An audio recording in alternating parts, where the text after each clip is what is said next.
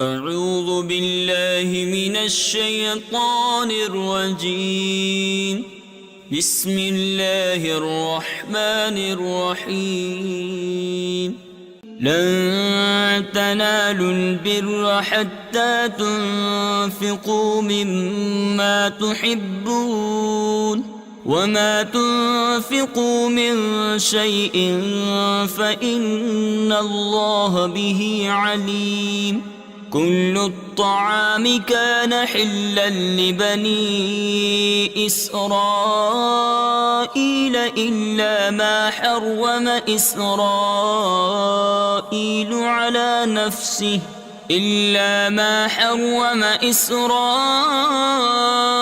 على نفسه من قبل أن تنزل التوراة. قل فأتوا بالتوراة فاتلوها إن كنتم صادقين. فمن افترى على الله الكذب من بعد ذلك فأولئك هم الظالمون. قل صدق الله. فاتبعوا ملة إبراهيم حنيفا وما كان من المشركين. إن أول بيت وضع للناس للذي ببكة مباركا وهدى للعالمين. فيه آيات بينات مقام إبراهيم ومن دخله كان آمنا. ولله على الناس حج البيت من استطاع إليه سبيلا ومن كفر فإن الله غني عن العالمين. قل يا أهل الكتاب لم تكفرون بآيات الله والله شهيد على ما تعملون. قل يا أهل الكتاب لم تصدون عن سبيل الله من آمن تبغونها عوجا وأنتم شهداء وما الله بغافل عما تعملون. يا أيها الذين آمنوا إن تطيعوا فريقا من الذين أوتوا الكتاب يردوكم بعد إيمانكم كافرين. وكيف تكفرون وأنتم تتلى عليكم آيات الله وفيكم رسوله. ومن يعتصم بالله فقد هدي إلى صراط مستقيم. يا أيها الذين آمنوا اتقوا الله حق تقاته ولا تموتن إلا وأنتم مسلمون.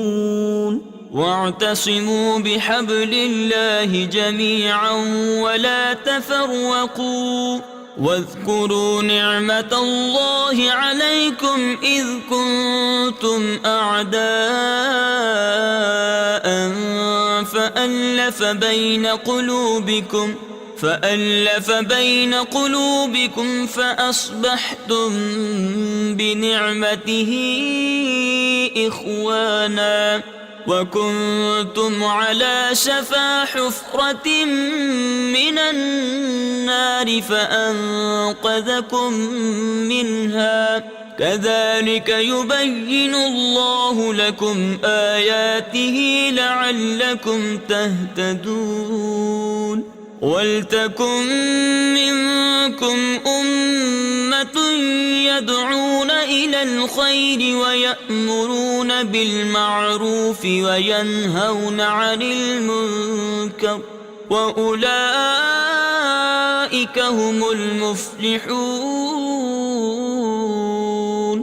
ولا تكونوا كالذين تفرقوا واختلفوا من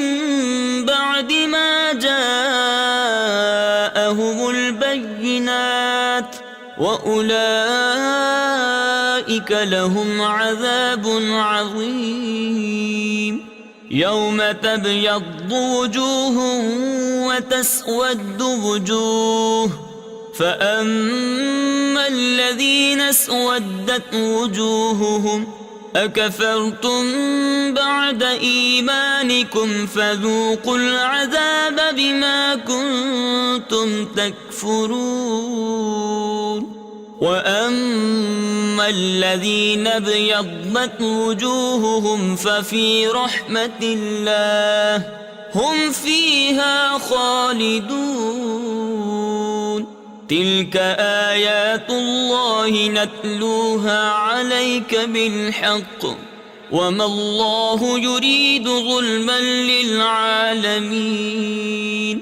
ولله ما في السماوات وما في الأرض وإلى الله ترجع الأمور كنتم خير أمة أخرجت للناس تأمرون بالمعروف وتنهون عن المنكر وتؤمنون بالله ولو آمن أهل الكتاب لكان خيرا لهم منهم المؤمنون وأكثرهم الفاسقون لن يضروكم إلا أذى وإن يقاتلوكم يولوكم الأدبار ثم لا ينصرون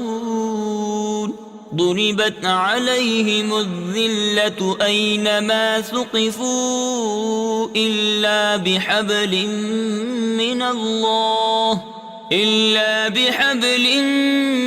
من الله وحبل من الناس وباءوا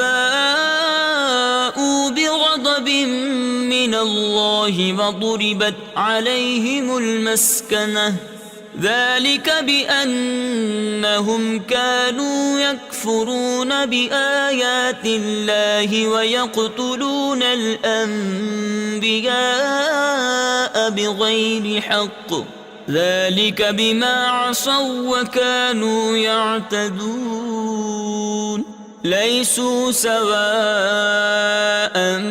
من أهل الكتاب أمة قائمة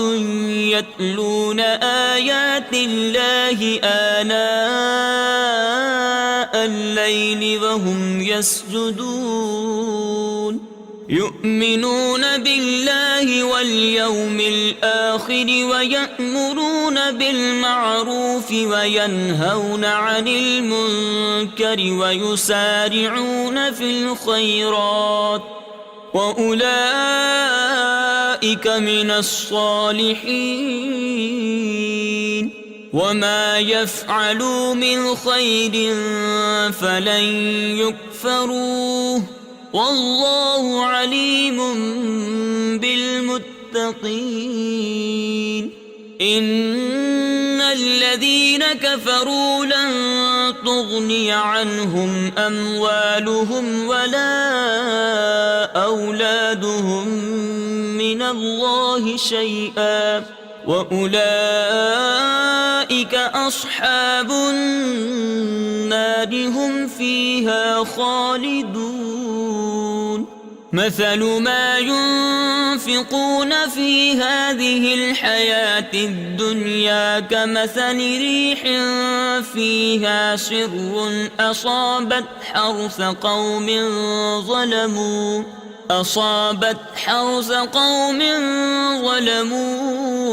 أنفسهم فأهلكته وما ظلمهم الله ولكن أنفسهم يظلمون يا أيها الذين آمنوا لا تتخذوا تتخذوا بطانة من دونكم لا يألونكم خبالا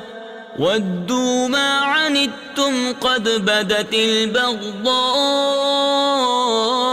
من أفواههم وما تخفي صدورهم أكبر قد بينا لكم الآيات إن كنتم تعقلون ها أنتم أولئك تحبونهم ولا يحبونكم وتؤمنون بالكتاب كله وإذا لقوكم قالوا آمنا وإذا خلوا عضوا عليكم الأنامل من الغيظ قل موتوا بغيظكم إن الله عليم بذات الصدور إن تمسسكم حسنة تسؤهم وإن تصبكم سيئة يفرحوا بها وإن تصبروا وتتقوا لا يضركم كيدهم شيئا إن الله بما يعملون محيط وإذ غدوت من أهلك تبوئ المؤمنين مقاعد للقتال والله سميع عليم إذ همت طائفتان منكم أن تفشلا والله وليهما وعلى الله فليتوكل المؤمنون ولقد نصركم الله ببدر وأنتم أذلة فاتقوا الله لعلكم تشكرون إذ تقول للمؤمنين ألن يكفيكم أن يمدكم ربكم ب3,000 من الملائكة منزلين بلى إن تصبروا وتتقوا ويأتوكم من فورهم هذا يمددكم ربكم ب5,000 من الملائكة مسومين وما جعله الله إلا بشرى لكم ولتطمئن قلوبكم به وما النصر إلا من عند الله العزيز الحكيم ليقطع طرفا من الذين كفروا أو يكبتهم فينقلبوا خائبين ليس لك من الأمر شيء أو يتوب عليهم أو يعذبهم فإنهم ظالمون ولله ما في السماوات وما في الأرض يغفر لمن يشاء ويعذب من يشاء والله غفور رحيم يا أيها الذين آمنوا لا تأكلوا الربا أضعافا مضاعفة واتقوا الله لعلكم تفلحون واتقوا النار التي أعدت للكافرين وأطيعوا الله والرسول لعلكم ترحمون وسارعوا إلى مغفرة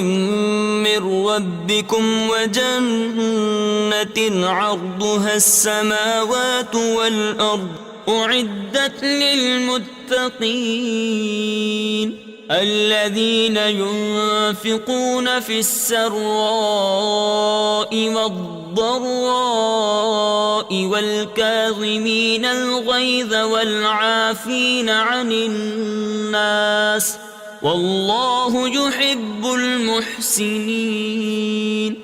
والذين إذا فعلوا فاحشة أو ظلموا أنفسهم ذكروا الله فاستغفروا لذنوبهم ومن يغفر الذنوب إلا الله ولم يصروا على ما فعلوا وهم يعلمون أولئك جزاؤهم مغفرة من ربهم وجنات تجري من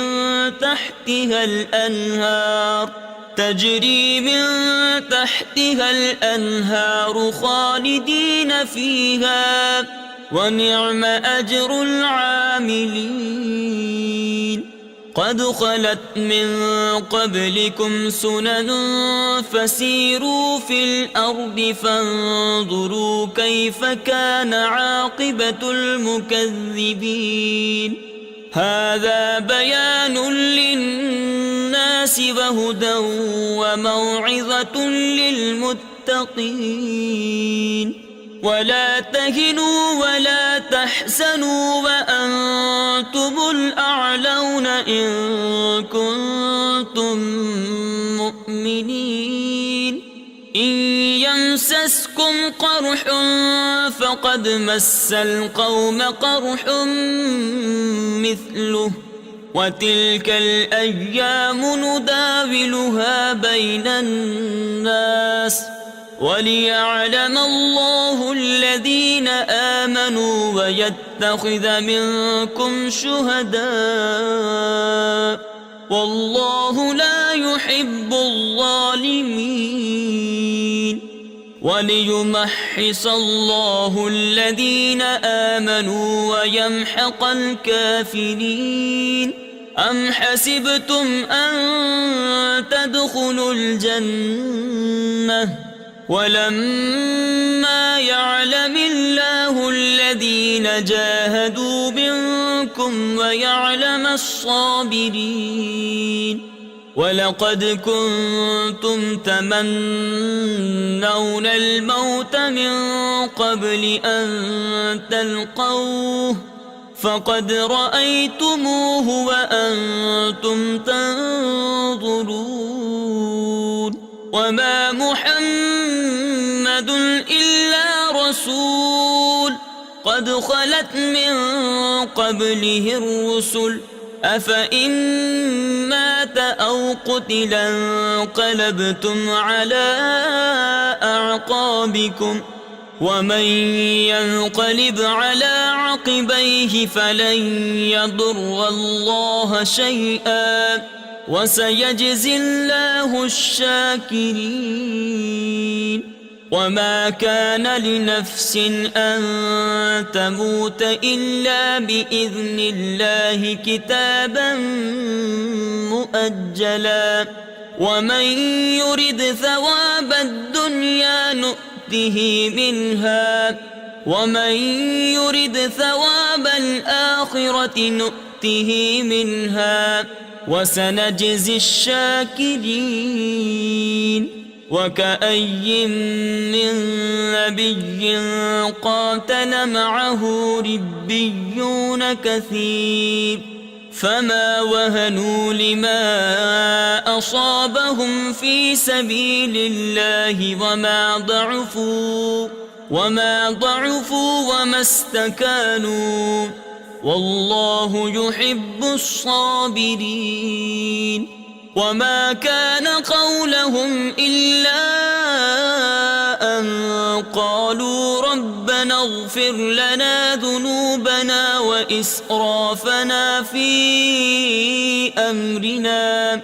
وثبت أقدامنا وانصرنا على القوم الكافرين. فآتاهم الله ثواب الدنيا وحسن ثواب الآخرة والله يحب المحسنين. يا أيها الذين آمنوا إن تطيعوا الذين كفروا يردوكم على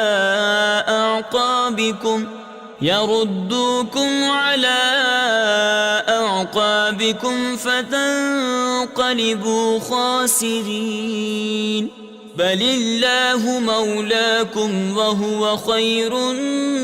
الناصرين. سنلقي في قلوب الذين كفروا الرعب بما أشركوا بالله ما لم ينزل به سلطانا ومأواهم النار وبئس مثوى الظالمين. ولقد صدقكم الله وعده إذ تحسونهم بإذنه حتى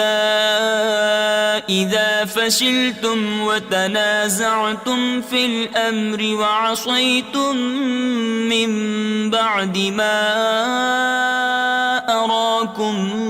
ما تحبون منكم من يريد الدنيا ومنكم من يريد الآخرة ثم صرفكم عنهم ليبتليكم ولقد عفا عنكم والله ذو فضل على المؤمنين. إذ تصعدون ولا تلوون على أحد والرسول يدعوكم في أخراكم فأثابكم غما بغم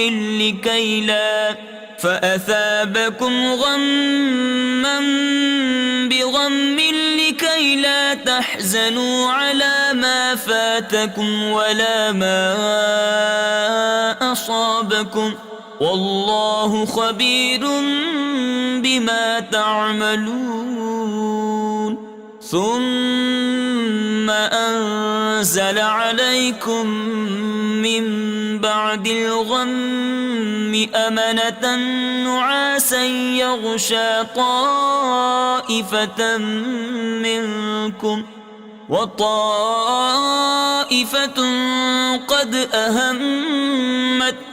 أنفسهم يظنون بالله غير الحق ظن الجاهلية يقولون هل لنا من الأمر من شيء قل إن الأمر كله لله يخفون في أنفسهم ما لا يبدون لك يقولون لو كان لنا من الأمر شيء ما قتلنا هاهنا قل لو كنتم في بيوتكم لبرز الذين كتب عليهم القتل إلى مضاجعهم وليبتلي الله ما في صدوركم وليمحص ما في قلوبكم والله عليم بذات الصدور. إن الذين تولوا منكم يوم التقى الجمعان إنما استزلهم الشيطان ببعض ما كسبوا ولقد عفى الله عنهم إن الله غفور حليم. يا أيها الذين آمنوا لا تكونوا كالذين كفروا وقالوا لإخوانهم إذا ضربوا في الأرض أو كانوا غزا لو كانوا عندنا ما ماتوا وما قتلوا ما ماتوا وما قتلوا ليجعل الله ذلك حسرة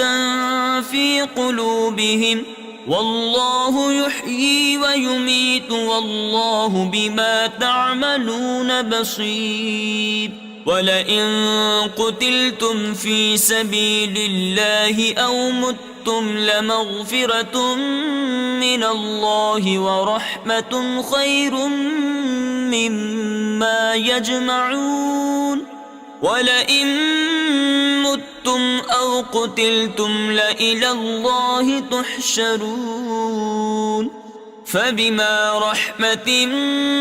من الله لنت لهم ولو كنت فظا غليظ القلب لانفضوا من حولك فاعف عنهم واستغفر لهم وشاورهم في الأمر فإذا عزمت فتوكل على الله إن الله يحب المتوكلين إن ينصركم الله فلا غالب لكم وإن يخذلكم فمن ذا الذي ينصركم من بعده وعلى الله فليتوكل المؤمنون وما كان لنبي أن يغل ومن يغلل يأت بما غل يوم القيامة ثم توفى كل نفس ما كسبت وهم لا يظلمون أفمن اتبع رضوان الله كمن باء بسخط من الله ومأواه جهنم وبئس المصير هم درجات عند الله والله بصير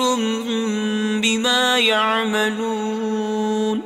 لقد من الله على المؤمنين إذ بعث فيهم رسولا من أنفسهم يتلو عليهم آياته ويزكيهم ويعلمهم الكتاب والحكمة وإن كانوا من قبل لفي ضلال مبين أولما أصابتكم مصيبة قد أصبتم مثليها قلتم أنى هذا قل هو من عند أنفسكم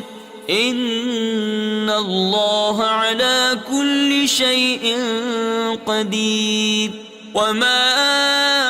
أصابكم يوم التقى الجمعان فبإذن الله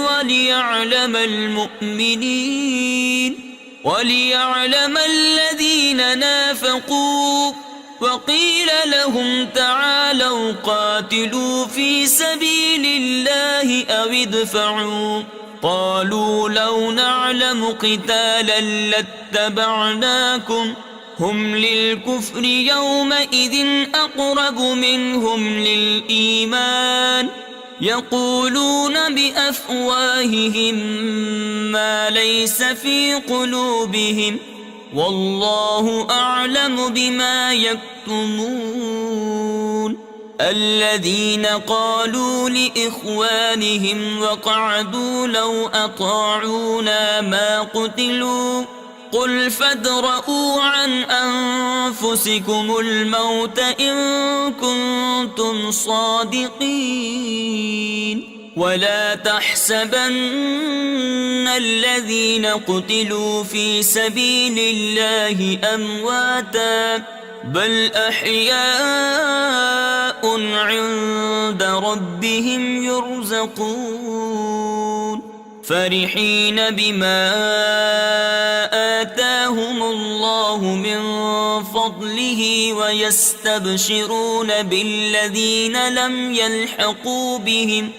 ويستبشرون بالذين لم يلحقوا بهم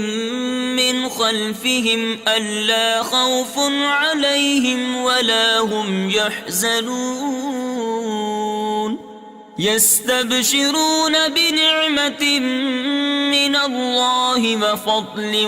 وأن الله لا يضيع أجر المؤمنين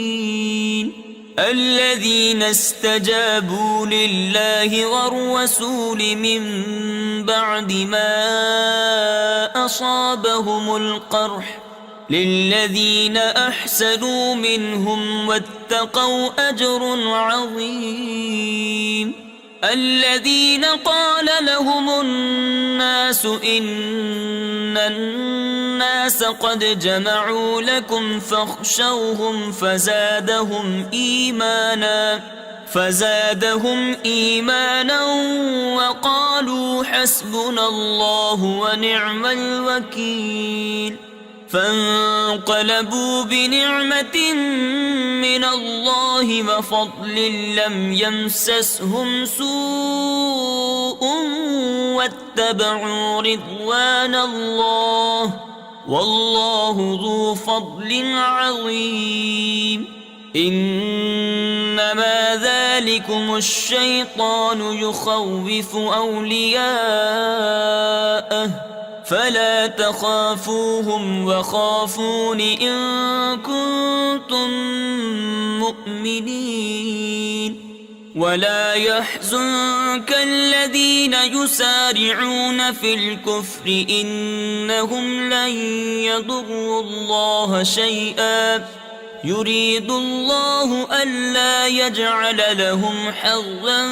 في الآخرة ولهم عذاب عظيم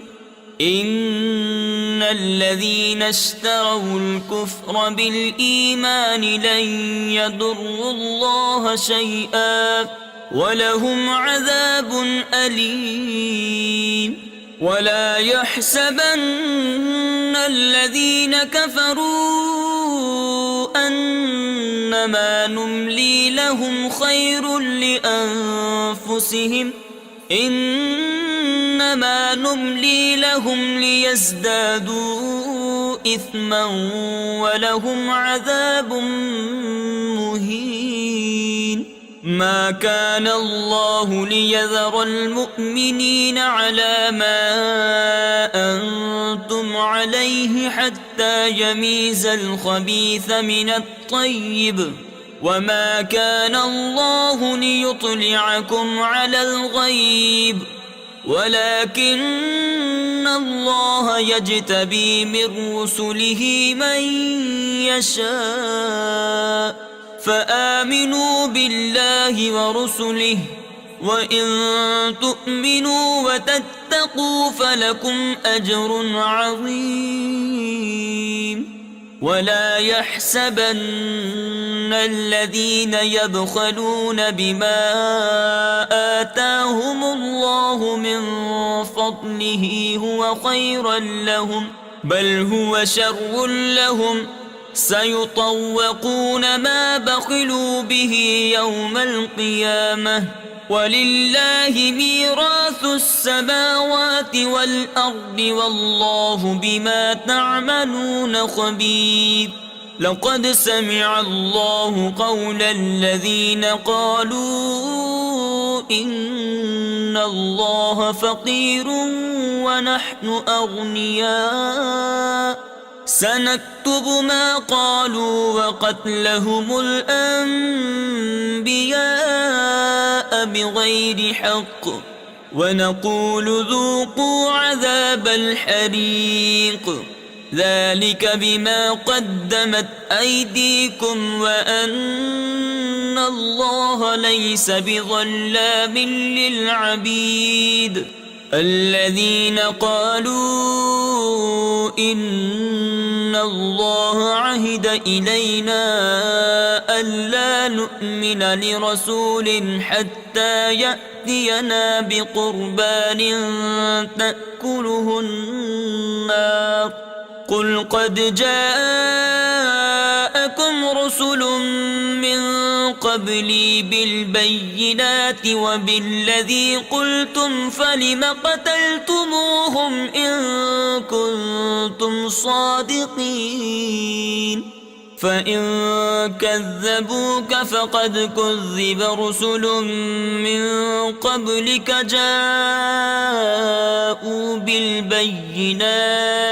جاءوا بالبينات والزبر والكتاب المنير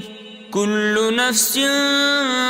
ذائقة الموت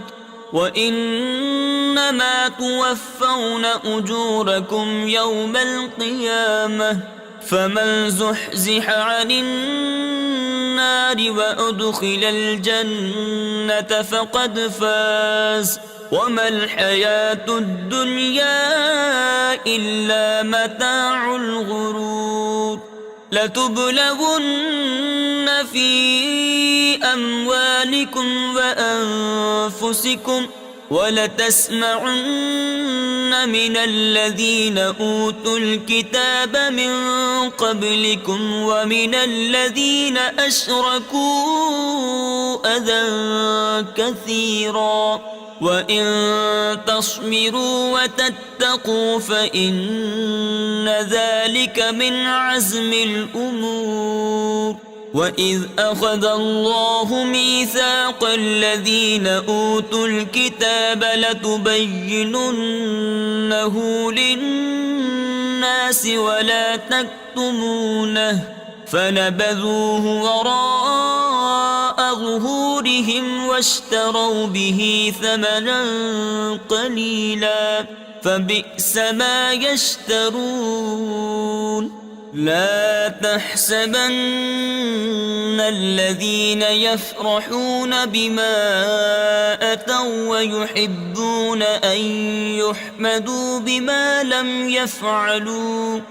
أن يحمدوا بما لم يفعلوا فلا تحسبنهم بمفازة من العذاب ولهم عذاب أليم ولله ملك السماوات والأرض والله على كل شيء قدير إن في خلق السماوات والأرض واختلاف الليل والنهار لآيات لأولي الألباب الذين يذكرون الله قياما وقعودا وعلى جنوبهم ويتفكرون في خلق السماوات والأرض ربنا ما خلقت هذا باطلا سبحانك فقنا عذاب النار ربنا إنك من تدخل النار فقد أخزيته وما للظالمين من أنصار ربنا إننا سمعنا مناديا ينادي للإيمان أن آمنوا بربكم فآمنا ربنا فاغفر لنا ذنوبنا وكفر عنا سيئاتنا وتوفنا مع الأبرار ربنا وآتنا ما وعدتنا على رسلك ولا تخزنا يوم القيامة إنك لا تخلف الميعاد فاستجاب لهم ربهم أني لا أضيع عمل عامل منكم من ذكر أو أنثى بعضكم من بعض فالذين هاجروا وأخرجوا من ديارهم وأوذوا في سبيلي وقاتلوا وقتلوا لأكفرن عنهم سيئاتهم ولأدخلنهم جنات تجري من تحتها الأنهار ثوابا من عند الله والله عنده حسن الثواب. لا يغرنك تقلب الذين كفروا في البلاد متاع قليل ثم مأواهم جهنم وبئس المهاد.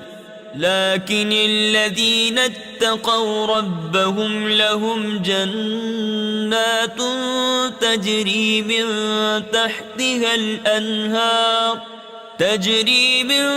تحتها الأنهار خالدين فيها نزلا من عند الله وما عند الله خير للأبرار. وإن من أهل الكتاب لمن يؤمن بالله وما أنزل إليكم وما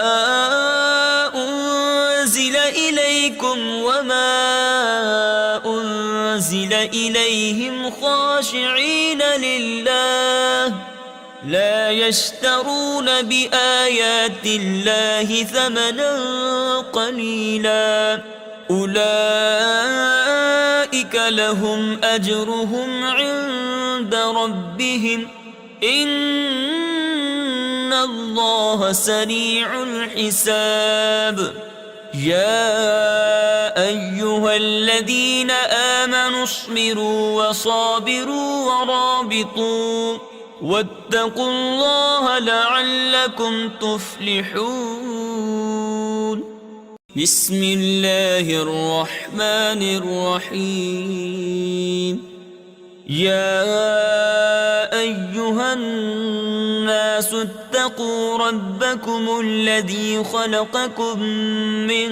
نفس واحدة وخلق منها زوجها وبث منهما رجالا كثيرا ونساء واتقوا الله الذي تساءلون به والأرحام إن الله كان عليكم رقيبا. وآتوا اليتامى أموالهم ولا تتبدلوا الخبيث بالطيب ولا تأكلوا أموالهم إلى أموالكم إنه كان حوبا كبيرا. وإن خفتم ألا تقسطوا في اليتامى فانكحوا ما طاب لكم من النساء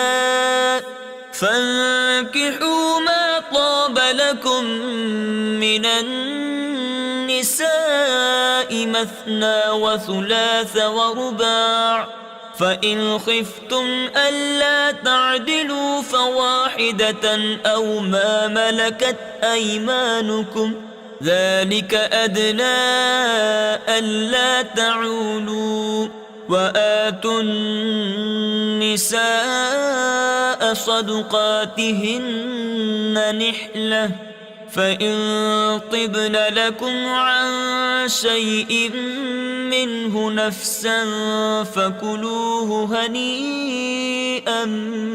مريئا. ولا تؤتوا السفهاء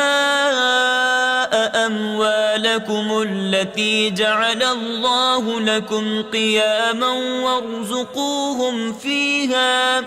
وارزقوهم فيها واكسوهم وقولوا لهم قولا معروفا. وابتلوا اليتامى حتى إذا بلغوا النكاح فإن آنستم منهم رشدا فادفعوا إليهم أموالهم ولا تأكلوها إسرافا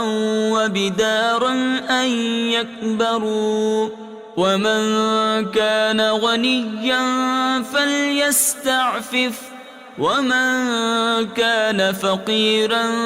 فليأكل بالمعروف فإذا دفعتم إليهم أموالهم فأشهدوا عليهم وكفى بالله حسيبا للرجال نصيب مما ترك الوالدان والأقربون وللنساء نصيب مما ترك الوالدان والأقربون مما قل منه أو كثر نصيبا مفروضا وإذا حضر القسمة أولو القربى واليتامى والمساكين فارزقوهم منه وقولوا لهم قولا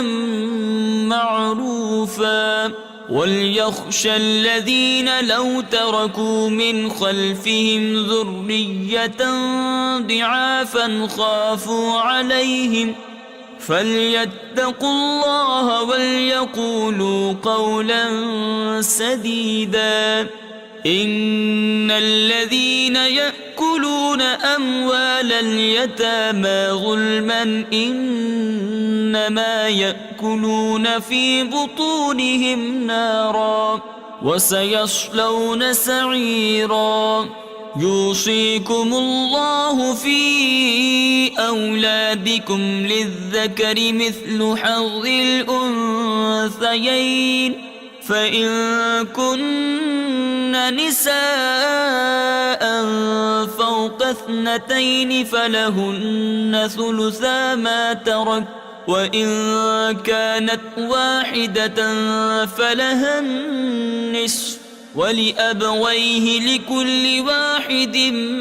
منهما السدس مما ترك إن كان له ولد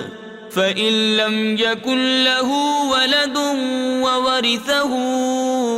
أبواه فلأمه الثلث فإن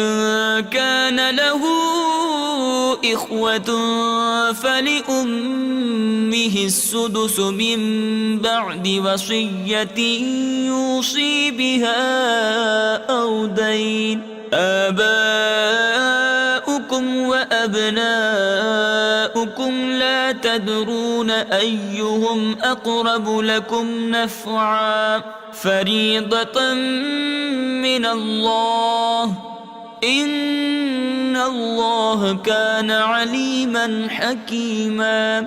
ولكم نصف ما ترك أزواجكم إن لم يكن لهن ولد فإن كان لهن ولد فلكم الربع مما تركن من بعد وصية يوصين بها أو دين ولهن الربع مما تركتم إن لم يكن لكم ولد فإن كان لكم ولد فلهن الثمن مما تركتم من بعد وصية توصون بها أو دين وإن كان رجل يورث كلالة أو امرأة وله أخ أو أخت فلكل واحد منهما السدس فإن كانوا أكثر من ذلك فهم شركاء في الثلث من بعد وصية فهم شركاء في الثلث من بعد وصية يوصى بها أو دين غير مضار وصية من الله والله عليم حليم. تلك حدود الله ومن يطع الله ورسوله يدخله جنات تجري من تحتها الأنهار خالدين فيها وذلك الفوز العظيم. ومن يعص الله ورسوله ويتعد حدوده يدخله نارا خالدا فيها وله عذاب مهين. واللاتي يأتين الفاحشة من نسائكم فاستشهدوا عليهن 4 منكم فإن شهدوا فأمسكوهن في البيوت حتى يتوفاهن الموت أو يجعل الله لهن سبيلا. واللذان يأتيانها منكم فآذوهما فإن تابا وأصلحا فأعرضوا عنهما إن الله كان توابا رحيما. إنما التوبة على الله للذين يعملون السوء بجهالة ثم يتوبون من قريب فأولئك يتوب الله عليهم وكان الله عليما حكيما. وليست التوبة للذين يعملون السيئات حتى إذا حضر أحدهم الموت قال إني تبت الآن ولا الذين يموتون وهم كفار أولئك أعتدنا لهم عذابا أليما. يا أيها الذين آمنوا لا يحل لكم أن ترثوا النساء كرها ولا تعدلوهن